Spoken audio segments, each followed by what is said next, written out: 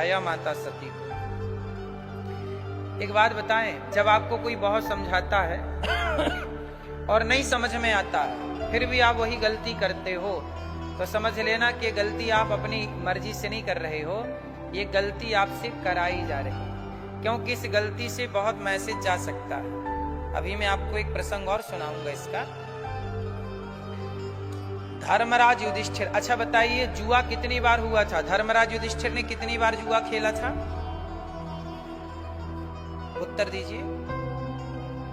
द्रौपदी के चीर हरण के टाइम पे जब जुआ हुआ तो कितनी बार जुआ हुआ था? कितनी बार? जुआ तो देखो एक बार जब हुआ ना तो पांसे फेंके गए तो सारे दाव धर्मराज युधिष्ठिर हारते चले गए। शकुनी बोला ये भी मैंने जीता, ये भी मैंने जीता, ये भी। वो लगाते गए, 1 लाख दासियां लगा दी दाव पे, जीत गया। 1 लाख दास लगा दिए, जीत गए।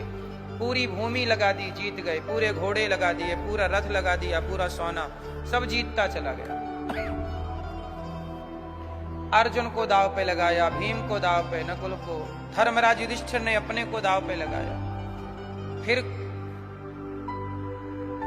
द्रौपदी को दाव पे लगाया, द्रौपदी जीत गए। अब जीत गए तो दुर्योधन ने आदेश दिया जाओ कर्ण, जाओ दुशासन द्रौपदी को लेके आओ। द्रौपदी बोली दुशासन मैं अभी एक वस्त्र में हूं, रजस्वला हूं अभी मैं मुझे मत ले जाओ। द्रौपदी ने कहा कि बताओ धर्मराज ने पहले स्वयं को हारा कि मुझे हारा? तो दुशासन बोला कि पहले धर्मराज स्वयं हारे, बाद में आपको हारा। तो द्रौपदी बोली फिर मैं कैसे हार गई? जो व्यक्ति स्वयं हार चुका है, दाव पे लगा चुका है, वो मुझे कैसे दाव पे लगा सकता है? नहीं माना, बाल पकड़ के ले आया। द्रौपदी भरी सभा में आई। द्रौपदी ने सबसे सवाल किया, भैया बताओ, गुरु द्रोणाचार्य जी, पितामह जी, सब बताइए कि क्या मुझे दाव पे धर्मराज युधिष्ठिर ने लगाने से पहले स्वयं को दाव पे लगाया? स्वयं को दाव पे लगाया, खुद हारे और उसके बाद मुझे दाव पे लगाया। तो जब खुद हार चुके तो मुझे दाव पे लगाने का अधिकार उनके पास था ही नहीं, क्योंकि मैं धर्मराज युधिष्ठिर की पत्नी हूं, किसी दास की पत्नी नहीं। वो तो पहले दास बन चुके, तो उन्होंने मुझे दाव पे क्यों लगाया? बताइए, धर्म है कि अधर्म है? कोई उत्तर ना दे पाया, कोई उत्तर ना दिया। फिर दुर्योधन का एक भाई था, पता है, विकर्ण उसका नाम था। क्या नाम था? विकर्ण। केवल 100 भाइयों में ये विकर्ण था, ये अच्छा था। हर जगह अच्छे बुरे लोग होते हैं ना, तो कौरवों में भी 100 कौरव थे। उन 100 कौरवों में एक विकर्ण नाम का कौरव था, मतलब दुर्योधन का भाई। उसने नीति की बात की। उसने कहा हाँ मैं जानता हूं कि द्रौपदी को इस तरह सभा में लाना और इस तरह उसका अपमान करना ये गलत है। तब जानते हो विकर्ण को किसने डांटा? कर्ण ने। कुछ लोग कहते हैं कि भाई कर्ण के साथ गलत हुआ। कर्ण के साथ क्या हुआ? कर्ण को जब रथ का पहिया धस गया तो भगवान ने उसे आदेश दिया, अर्जुन मार दो कर्ण को। कुछ लोग कहते हैं कर्ण के साथ गलत हुआ, पर जब आप महाभारत का ये प्रसंग पढ़ेंगे तो कर्ण ने ही द्रौपदी के कपड़े उतार दो, ये आदेश किसने दिया था? दुर्योधन ने नहीं दिया था। ये आदेश किसका था? कर्ण का। कपड़े उतार दो।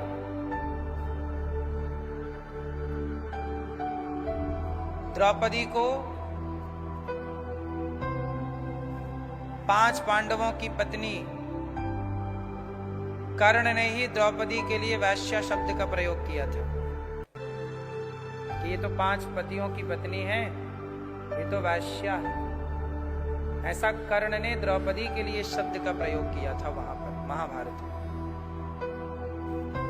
ये सारी बातें ना, देखिए कई बार हम लोग बोलते हैं कर्ण का एक पक्ष ये है कि कर्ण दानवीर है, कर्ण बहुत भले आदमी है, सबका भला करते हैं। पर जब द्रौपदी के साथ भला करने का टाइम था, तब द्रौपदी के साथ कर्ण ने भला नहीं किया। इसलिए आप कितनी भी भलाइयां करो, पर जहां भला करना चाहिए यदि वहां भला नहीं किया तो उन सारी भलाइयों का कोई अर्थ ना होगा।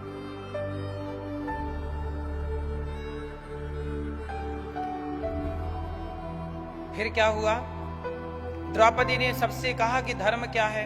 दुशासन ने कपड़े उतारे, भगवान श्री कृष्ण आए, रक्षा की। ये प्रसंग आप सबको विदित है। फिर क्या हुआ? धृतराष्ट्र समझ गए कि कहीं द्रौपदी हमें शाप ना दे दे, क्योंकि यह धर्म हुआ ना द्रौपदी के साथ। तो धृतराष्ट्र डर गए। तो धृतराष्ट्र ने कहा, द्रौपदी तू मांग बेटा, मेरे से क्या चाहती है? तब द्रौपदी ने कहा कि मेरे धर्मराज आपके दास भाव से मुक्त हो जाएं, पहला वरदान। दूसरा वरदान मांग, और मांग बेटी। धृतराष्ट्र ने कहा मांग लो।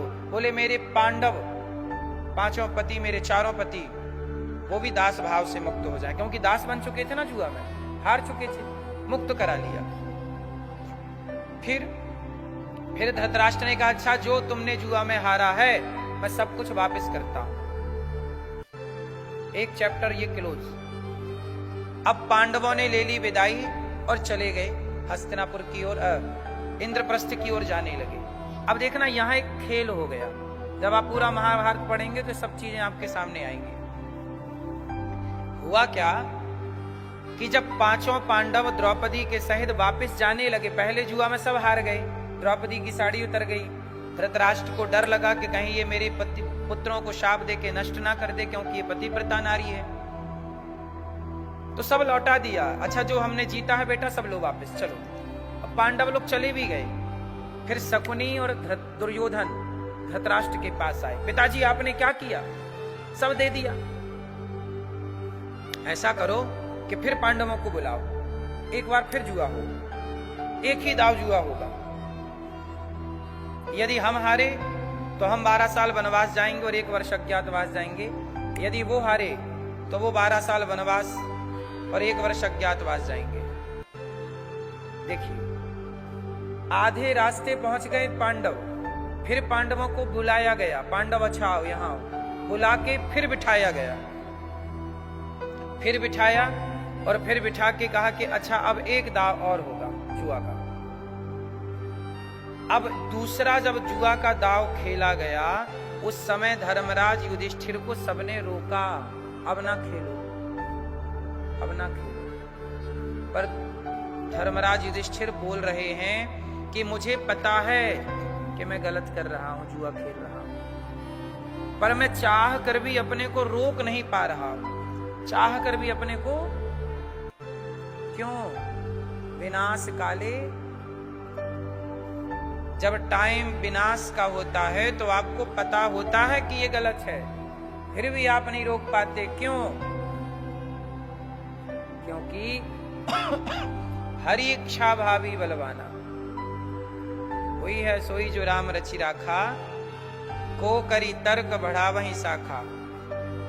दूसरी बार जुआ हुआ। कुंती माता ने, द्रौपदी ने, भीम ने, अर्जुन ने, गुरु द्रोणाचार्य ने, पितामह ने, सबने रोका। पर धर्मराज भी बोल रहे हैं कि गुरुजन आप सही कह रहे हैं, नहीं खेलना चाहिए, पर मैं चाह करके भी अपने को रोक नहीं पा रहा, क्या करूं? विधि कुछ कराना चाहती, विधाता कुछ कराना चाहता। लो भैया, एक दाव चला, शकुनी ने जीत गया। बोले 12 साल का आपका वनवास, 1 वर्ष का अज्ञातवास।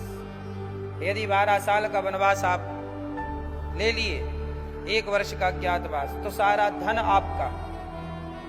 जाओ विदा। फिर 12 साल बाद लौटे, 13वें साल, 14वें साल महाभारत हो गया।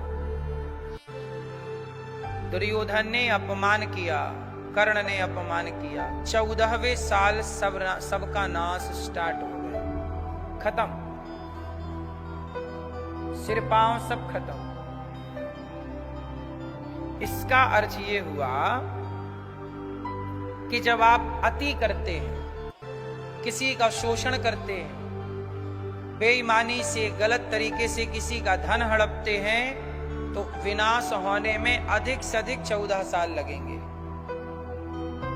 15वां साल नहीं, 14 में ही खत्म हो जाएगा सब। इसलिए कहता हूं बेईमानी की आयु 14 साल है, एक्सपायरी डेट। जबकि सत्य की और ईमानदारी की कोई एक्सपायरी डेट नहीं है। सत्य अखंड है, कभी नष्ट नहीं होता। सत्य सदा था, सदा है, सदा रहेगा। पर चोरी बेईमानी सदा ना रहेगी। इसलिए हम आपसे कहते हैं कि गलत करने से बचिएगा। तो जुआ 2 बार हुआ, कितनी बार हुआ? दूसरी बार वनवास हुआ। चाहते तो ना खेलते धर्मराज, पर खेलना पड़ा। राम चाहते तो वनवास ना जाते, जाना पड़ा। द्रौपदी माता सती को भगवान शिव ने समझाया कि ये राम भगवान हैं, पर माता सती समझने को तैयार, परीक्षा लेने गई, सीता बन करके खड़ी हो गई राम के आगे। राम ने पहचान लिया, माता जी प्रणाम, जंगल में अकेली खड़ी हो, भोले बाबा कहाँ हैं? माता सती बोली, मैं तो सीता बनकर आपके आगे खड़ी हूं, आपने मुझे कैसे पहचान लिया? भगवान राम ने कहा कि मेरी सीता तो मेरे पीछे खड़ी होती है, पत्नी है ना, आप मेरे आगे खड़ी हैं, आगे मेरी माँ खड़ी हो सकती है, मेरी पत्नी नहीं। माता सती सीता बनकर गई और पकड़ी गई। माता सती बोली कि आप भगवान हैं, मैं पहचान गई। ये बताइए आपकी पत्नी कहाँ है? राम जी बोले मेरी पत्नी तो रावण लेके गया। तो माता सती बोली, जब आपको पता है कि रावण ले गया तो आप पेड़ पौधों से पूछ क्यों रहे हैं? पशु पक्षियों को पागलों की तरह क्यों पूछ रहे हो कि मेरी पत्नी? राम जी बोले वो लीला कर रहा हूं। कौन सी लीला है ये? अच्छा, मैं आप लोगों से एक छोटी सी बात जानना चाहता हूं। बताइए, क्या राम को पता नहीं था कि मेरी पत्नी रावण ले गया? पता था? हाँ या ना? जब पता था तो राम जी पागलों की तरह पेड़ पौधों से क्यों पूछ रहे हैं? आपसे सवाल, मैया बोलो मेरी माँ। जब राम को पता था तो पशु पक्षी, हे खगमृग, हे मधुकर श्रेणी, क्यों पूछ रहे हैं हे सीता सीता कहाँ हो? बताओ मेरी माँ। ये भैया बताएंगे पीली शर्ट वाले।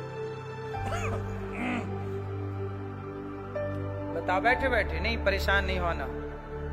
बताओ, राम जी भगवान है कि नहीं है? तो भगवान को तो सब पता होता है, फिर खुद की पत्नी के बारे में पता क्यों नहीं चला? कौन सी लीला?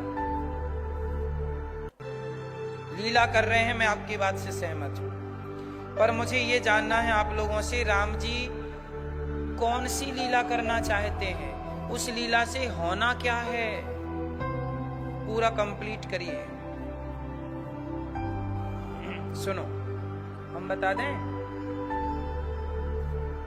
मैया बताओ मेरी माँ, सुनो। यदि राम जी रावण को एक ही बाण से मार देते, रावण ले गया सीता मैया को, राम जी चाहते एक बाण से रावण को मार देते, तुरंत सीता मैया वापस।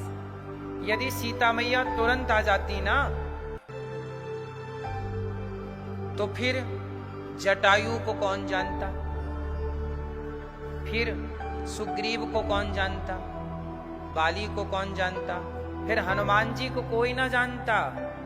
यदि एक ही बाण से राम जी रावण को मार देते तो हनुमान जी का लंका जाना, लंका जलाना, सीता माँ का पता लगाना, हनुमान जी की कथा प्रकट होती?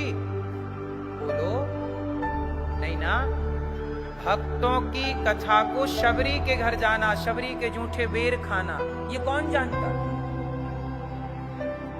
तो रावण सीता माँ को ले गया, इस कथा से भक्तों की अनेक कथाओं को प्रकट करना था। इसलिए राम ने ये लीला रची। जानते सब हैं पर ना जानने का नाटक कर रहे हैं। अब हुआ क्या कि माता सती को संदेह हो गया। अब मैं आपसे यही कहना चाहता हूं कि जिस भगवान की भगवत्ता को शिव की पत्नी ना समझ पाई, उन भगवान की भगवत्ता को हम और आप कितना समझेंगे। मोहियंत यत सूर्या, बड़े बड़े यत्सूरी, बड़े बड़े ज्ञानी मोहित हो गए।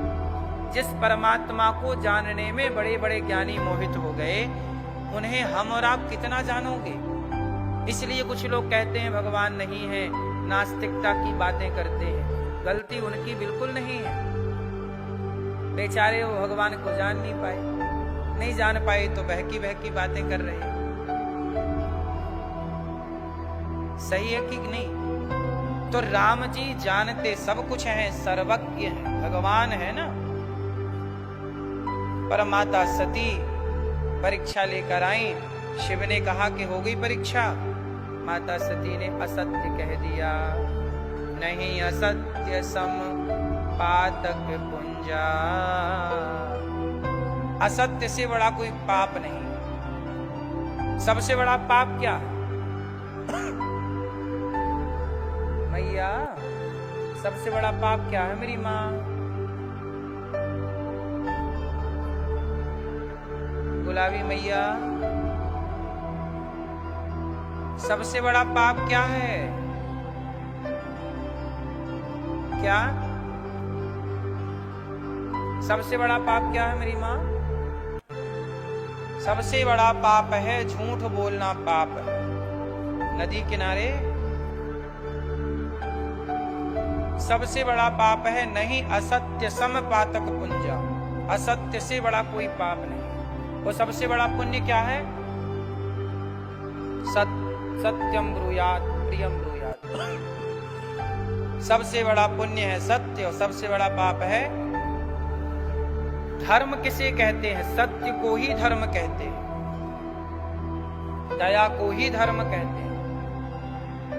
इसलिए कहता हूं कि किसी भी परिस्थिति में सत्य का साथ नहीं छोड़ना चाहिए। पांडव वनवास चले गए। अच्छा, मैं पांडवों के बारे में जब पढ़ता हूं, पांडव कितने भाई हैं? 5। सोचो, भाई ने जुए में भाइयों को दांव में लगा के दास बना दिया, अर्जुन भीम नकुल को, लेकिन भाइयों में फूट नहीं पड़ी। आपका भाई आपसे कहे कि चल यहां झाड़ू लगा, तो आपका भाई कहेगा पागल हो गया है, तो इतना बड़ा हो गया मुझे झाड़ू लगवाएगा मेरे तक। लेकिन धर्मराज ने अर्जुन को दास बना दिया तो अर्जुन तैयार है। यहां तक कि उस सभा में 5 पांडवों के कपड़े उतार लिए गए थे, लेकिन उन भाइयों में फूट नहीं पड़ी। महाभारत की कथा बहुत गजब मैसेज दे रही है कि परिस्थितियां कितनी भी विषम हो, देखो सुख का समय होता है ना तो हम सब लोग रह लेते हैं ठीक ठाक, लेकिन जब परिस्थितियां बिगड़ती हैं उस समय भी प्रेम बना रहे, उस समय भी एक दूसरे के प्रति समर्पण बना रहे, ये बड़ा कठिन है। पर 5 पांडव हर परिस्थिति में भी साथ हैं। इसलिए तो कहा धर्मराज युधिष्ठिर ने, अर्जुन ने, कि हम 5 पांडवों में एक भी मारा गया महाभारत में तो हम अपनी पराजय स्वीकार कर लेंगे, हम युद्ध नहीं करेंगे। सोचिए 5 पांडवों में एक भी मर जाता तो पांडव हार स्वीकार कर लेते। मतलब जीत केवल धर्मराज की नहीं थी या जीत केवल अर्जुन की नहीं थी, वो जीत 5 की थी, वो जीत 5 की थी, लड़ाई 5 की थी। याद रखिएगा, जो संगठित हैं जीत उन्हीं की। वो केवल पांडव संगठित नहीं थे, संगठित तो कौरव भी थे, लेकिन कौरवों के संगठन में कौरव अधर्म की तरफ थे और पांडव धर्म की ओर थे। सोचिए, द्रौपदी के कपड़े उतार रहा है दुशासन और द्रौपदी पूछ रही है कि हे सभासदों, हे गुरुजनों, बताइए ये मेरी जो साड़ी उतारी जा रही है क्या ये धर्म है? सोचिए, आपके कोई कपड़े उतारे और उस समय भी आप धर्म की बातें करेंगे क्या? उस समय कौन धर्म की बात करता है? लेकिन द्रौपदी उस समय भी धर्म की बात कर रही है। भगवान श्री कृष्ण बोले, वाह बहन, ऐसी गोस्वामी जी लिखते हैं कि धीरज धर्म मित्र अरु नारी आपतकाल परखिए चारी। धर्म की परीक्षा कहां होती है? विपत्ति के समय। इतना संकट, इतनी विपत्ति कौरवों में आई, पांडवों में आई, लेकिन उन्होंने धर्म को नहीं छोड़ा।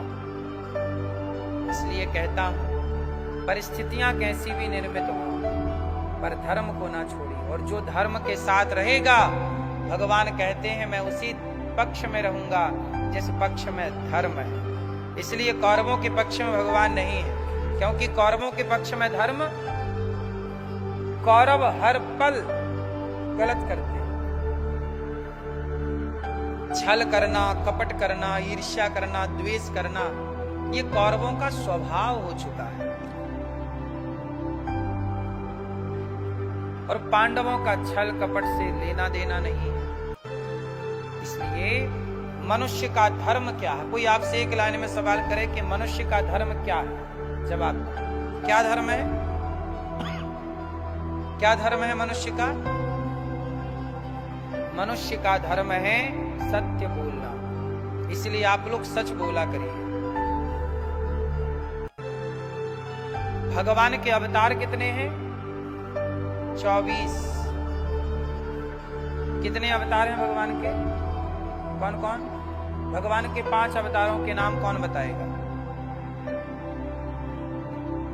भैया, 5 अवतारों के नाम। चश्मा वाली भैया।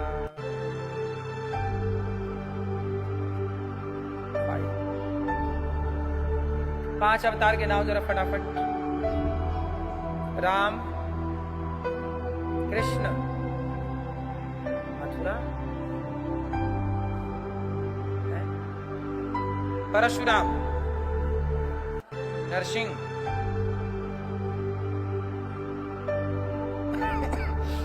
अब ये सब चुप रहेंगे, हमारे पीले भैया गिनाएंगे 5। बताओ 5 अवतार कौन कौन? राम, कृष्ण,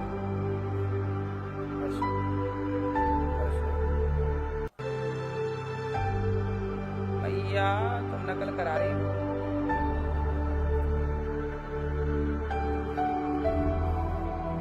सुनो, अच्छा ये 24 अवतार किनके हैं? किनके अवतार हैं 24? किनके? किनके? मूल तत्व एक है। भगवान कितने होते हैं? एक। क्या नाम है एक का? कृष्णा। तो कृष्ण भगवान कृष्ण बनने से पहले क्या थे? राम। राम बनने से पहले क्या थे? विष्णु। तो विष्णु बनने से पहले क्या थे?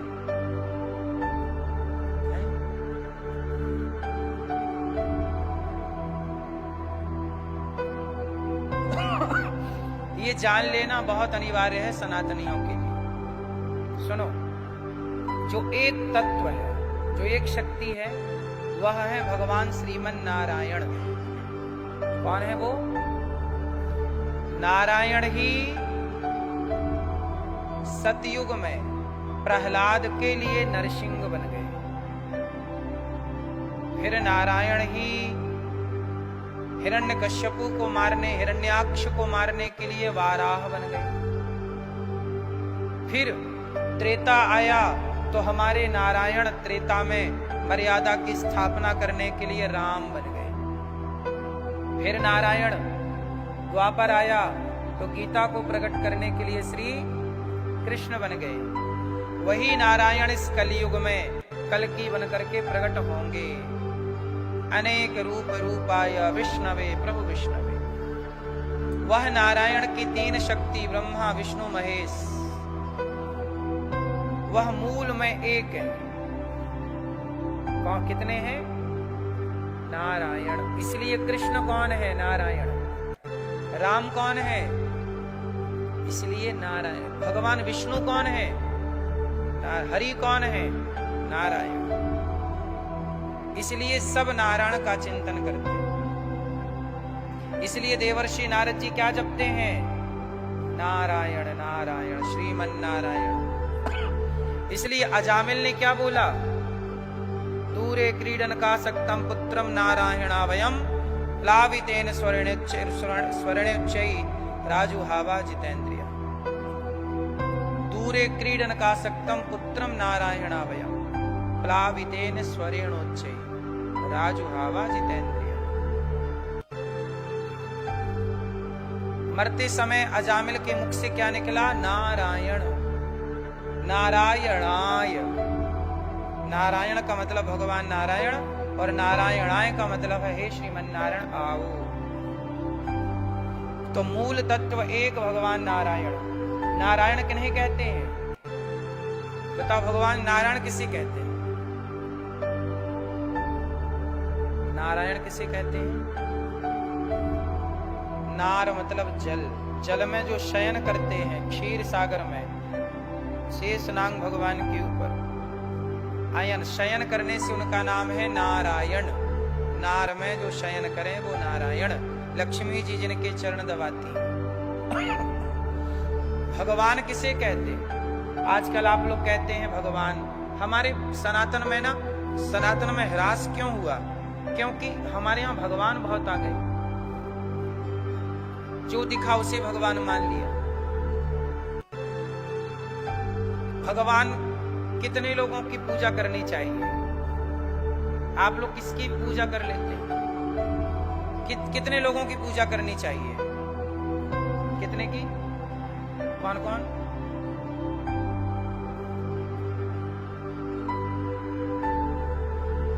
हर सनातनी को ये बात पता होनी। जो ये बात नहीं जानता, आप समझ लीजिए उस सनातनी का पतन हो सकता, क्योंकि बेसिक ज्ञान नहीं है।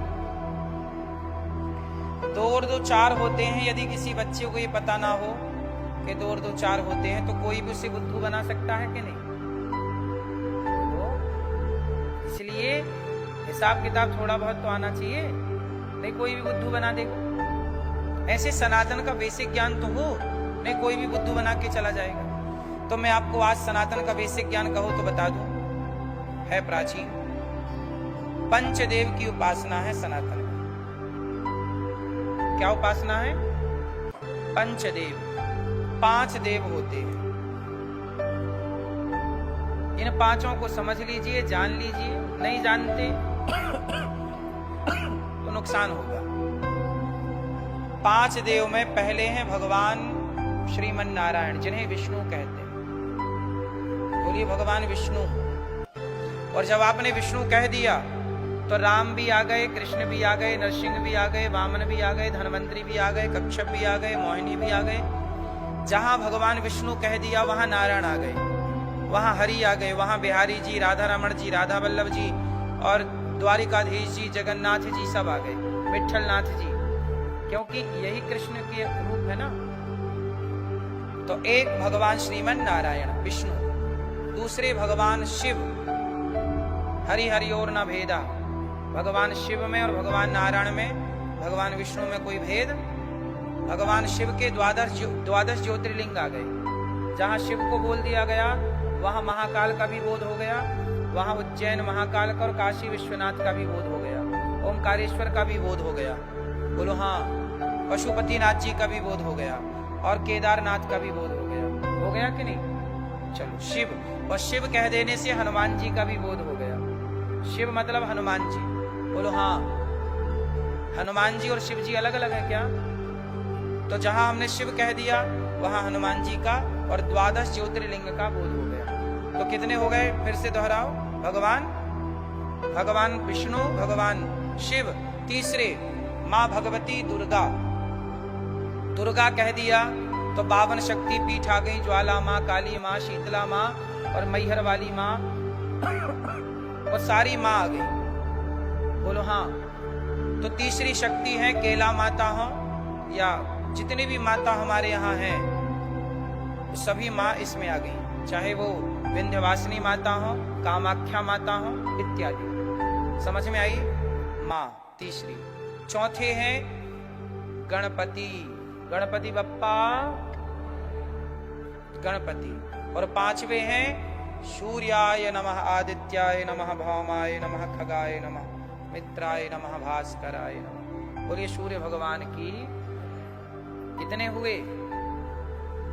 हम सनातनी लोग इन 5 की उपासना करते हैं। हम सूर्य को भी जल चढ़ाते हैं, हम गणेश जी की भी पूजा करते हैं, हम दुर्गा की पूजा करते हैं, हम शिव की भी उपासना करते हैं और नारायण की मूल उपासना करते हैं। यदि आप शिव के भक्त हैं तो केंद्र में शिव को रखिए, अगल बगल 4 को रखिए। यदि आप दुर्गा के भक्त हैं तो केंद्र में दुर्गा को रखिए, अगल बगल को 4 में रखिए। यदि आप सूर्य के भक्त हैं तो सेंटर में सूर्य भगवान को रखिए, चारों को अगल बगल करिए। ये है प्रधान पंचदेव उपासना। हम सनातनियों के यहाँ ये 5 की पूजा है। यदि आप 5 से कनेक्ट हैं तब तो आप सनातनी हैं। अब होता क्या है हमारे सनातन में ना, कुछ लोग छठवे को भगवान मान लेते हैं। अरे वो भी बाबा भगवान है, वो व्यक्ति भगवान है। नहीं, कोई व्यक्ति भगवान नहीं हो सकता, याद रखिएगा। क्या मुसलमान किसी को भी अल्लाह मान लेते हैं? बोलो। इसलिए मुसलमानों के 52 कंट्री है, 52 देश है, क्योंकि वो किसी को भी अल्लाह नहीं मानते। लेकिन हम सनातनी किसी को भी भगवान मान लेते हैं। क्यों मान लेते हैं? क्योंकि हमारे यहां हम स्वयं अपने ज्ञान को अर्जित नहीं करते, प्राप्त नहीं करना चाहते। तो यदि आप इन 5 की पूजा में हैं तब आप सही हैं, और यदि आप किसी छठवें की उपासना में लगे हैं तो आप गलत हैं, गलत हैं, गलत हैं। यही है सनातन, इन्हें कहते हैं पंचदेव। हमारे वेदों में इन 5 की पूजा का विधान है, छठवें की पूजा का कोई विधान। हमारे यहाँ इन 5 की पूजा के मंत्र मिलते हैं। शिव जी की पूजा करना है तो मंत्र वेद है, वेदों में मंत्र शिव जी की पूजा का है। वेदों में मंत्र राम नारायण की पूजा का है। वेदों में मंत्र सूर्य और गणेश और देवी की पूजा का मंत्र है। पर किसी कोई बाबा कहे कि जी मैं भगवान हूं, तो उसकी पूजा का मंत्र हमारे सनातन में वेदों में ना तो प्रतिष्ठा का मंत्र मिलेगा। इन 5 के अतिरिक्त छठवें किसी की प्रतिष्ठा का मंत्र नहीं है। इसलिए आप पूरे भारत को देखिएगा तो इन 5 से ही प्राचीन भारत समाया हुआ। इसलिए आपको ये बोध बहुत जरूरी है। आजकल क्या है ना, नए नए भगवान लॉन्च हो रहे हैं बाजार में। ये हमारे भगवान, ये हमारे भगवान, ये बाबा जी हमारे भगवान, ये बाबा जी हमारे भगवान। कोई व्यक्ति, याद रखिएगा, भगवान, चलो अब ये मैंने बता दिया। अब मुझे एक छोटी सी बात और कह देनी है आपसे, जो कि बिल्कुल आपको समझ आ जाएगी। भगवान की परिभाषा क्या है? यदि आप किसी को कहते हैं कि चलो ये बाबा जी भगवान है, चलो तो भगवान की परिभाषा बताओ, किस परिभाषा से आपने भगवान माना है? क्योंकि परिभाषा तो होगी। बताइए, भगवान को परिभाषित कीजिए। क्या परिभाषा है भगवान की? भैया आप बताइए, भगवान किसे कहते हैं? ठीक है, भगवान की बात ये कह रहे हैं, पंच तत्व पृथ्वी भगवान। भा मतलब भूमि, गा मतलब गगन, वा मतलब वायु, वा मतलब अग्नि, ना मतलब नीर। पंच तत्वों को भगवान कहते हैं। एक सीधी व्याख्या ये है, पर ये थोड़ा कठिन है, आप समझ रहे हैं, पर और सरल। चलो और बताओ, एक परिभाषा और कोई परिभाषा? ईश्वर को भगवान किसे कहते हैं? आप बताओ, भगवान किसे कहते हैं? सर्वव्यापी। ठीक है, कैसे सिद्ध करेंगे कि कौन सर्वव्यापी है? कल को कोई ये कहने कि हमारा बाबा भी सर्वव्यापी है, क्या करोगे? कोई कह दे कि भाई हमारे वाले भी सर्वव्यापी हैं, कैसे सिद्ध करोगे? बोलो, भगवान किसे कहते हैं?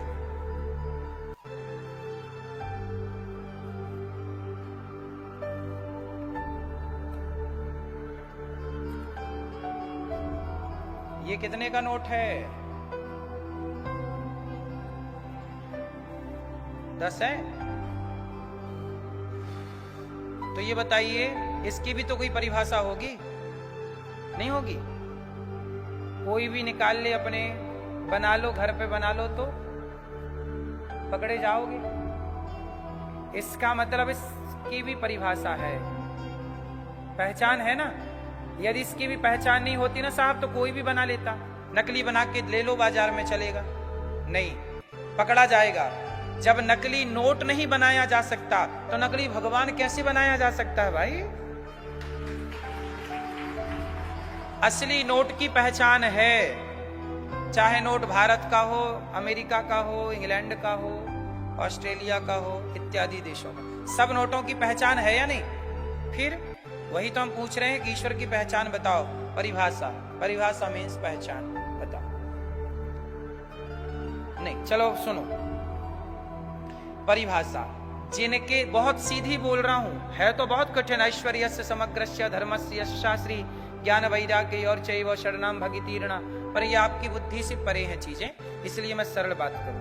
भगवान किसे कहते हैं? जिनके पांव लक्ष्मी जी दबाएं, जिनके पांव, जिनके चरण।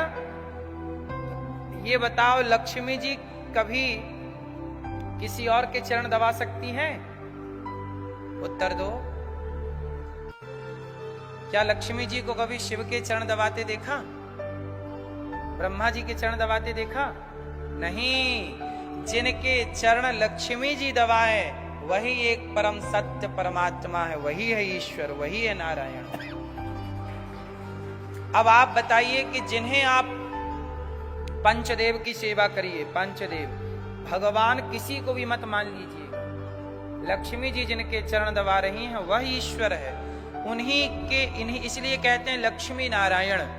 इसलिए उन्हीं लक्ष्मी नारायण की सेवा में सब लगे हैं। शंकर जी हनुमान जी बने। अच्छा, शंकर जी ही हनुमान जी हैं? आप कितने लोग? शंकर जी कौन बने? चलो, हनुमान जी ने छाती फाड़, शंकर जी कौन बने? चलो, हनुमान जी ने छाती फाड़ी तो कौन निकला? कौन? तो हनुमान जी शंकर जी हैं, तो शंकर जी भी तो नारायण का ध्यान कर रहे हैं कि नहीं? कर रहे हैं कि नहीं? छाती फाड़ी ना हनुमान जी, कौन निकला? सदा वसंतम हृदयारविंदे भवम भवानी सहितम। शंकर जी सदा नारायण की उपासना करते हैं, इसलिए भगवान वही है जिनके पांव लक्ष्मी जी दबाएं। कोई भी भगवान नहीं हो सकता। हम सब भगवान के दास हो सकते हैं, हम सब भगवान के सेवक हो सकते हैं, भगवान के भक्त हो सकते हैं, भगवान की पगधूल हो सकते हैं, पर हम कभी भगवान।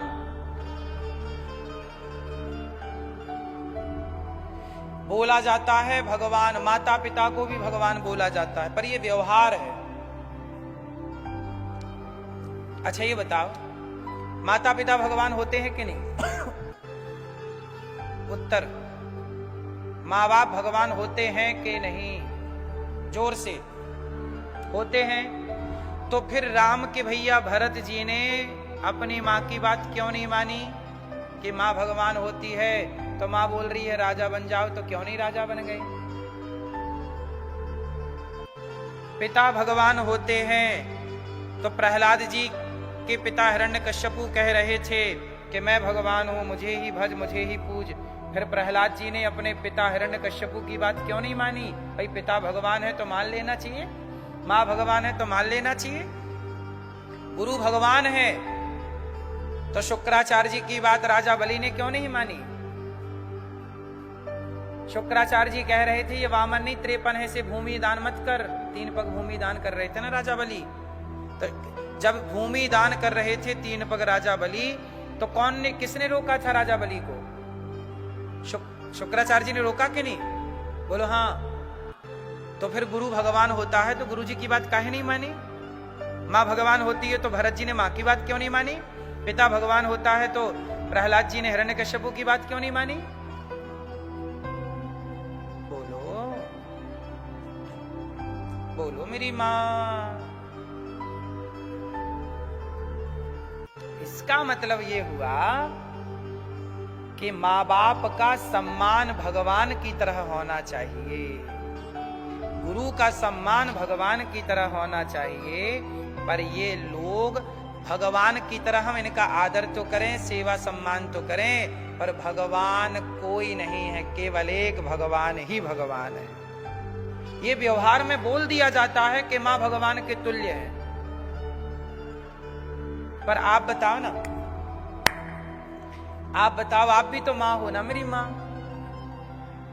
आपका बेटा भी तो आपको भगवान मानता है। तुम्हारे अंदर भगवान जैसे कोई लक्षण है? कोई हरकत है? यूं ही बने घूम रहे हो भगवान। तुम्हारा बेटा भी तो तुम्हें भगवान मानता है, तुम्हारे अंदर भगवान जैसे कोई आचरण है? इसका मतलब है ये बेटे के लिए अच्छी बात है कि वो आपका सम्मान करे, भगवान की तरह आदर करे। पिता का आदर भगवान की तरह हो, माता का आदर भगवान की तरह हो, गुरु का आदर भगवान की तरह हो। पर जो माँ बाप, जो गुरु भगवान से दूर करने लग जाएं, ऐसे भरत जी ने अपनी माँ को क्यों छोड़ा? क्योंकि मेरी माँ ने मुझे भगवान से दूर कर दिया। प्रहलाद ने अपने पिता को क्यों छोड़ा? क्योंकि मेरे पिता ने मुझे भगवान से, मेरे गुरु ने मुझे भगवान से दूर यदि कर दिया तो राजा बलि ने शुक्राचार्य जी का त्याग कर दिया। ऐसे नहीं चाहिए मुझे गुरु।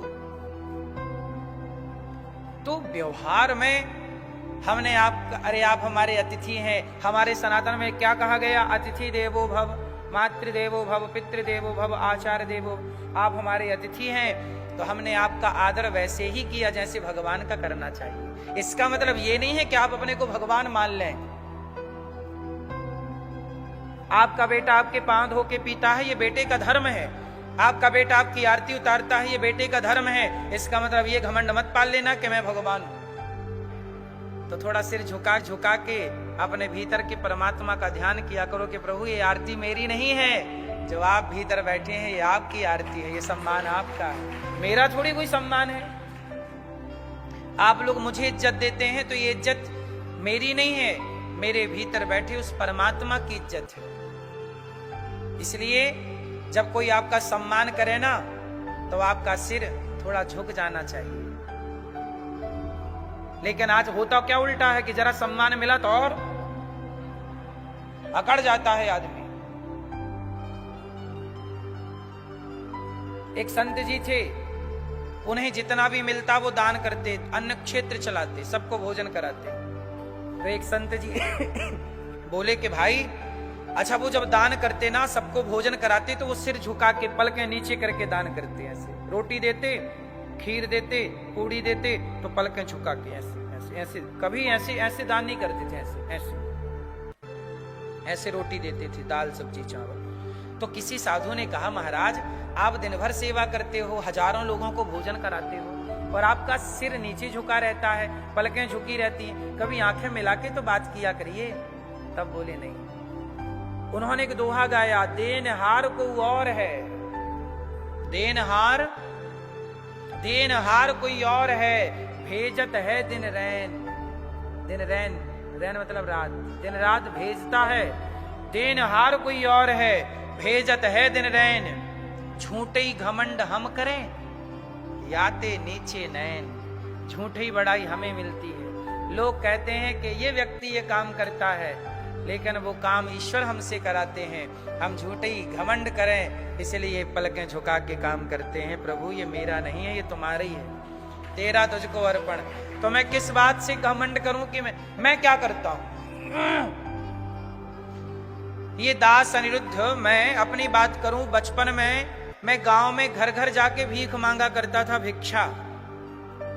जब भीख मांग के लाता था तब मेरी माता मुझे रोटी बना कर देती और हम भोग लगा के भगवान जी को वही खाया करते थे। इस परिस्थिति से निकले हैं और आज भगवान की कृपा से गौरी गोपाल में 30,000 लोग भरपेट भोजन करते हैं। ये सेवा है।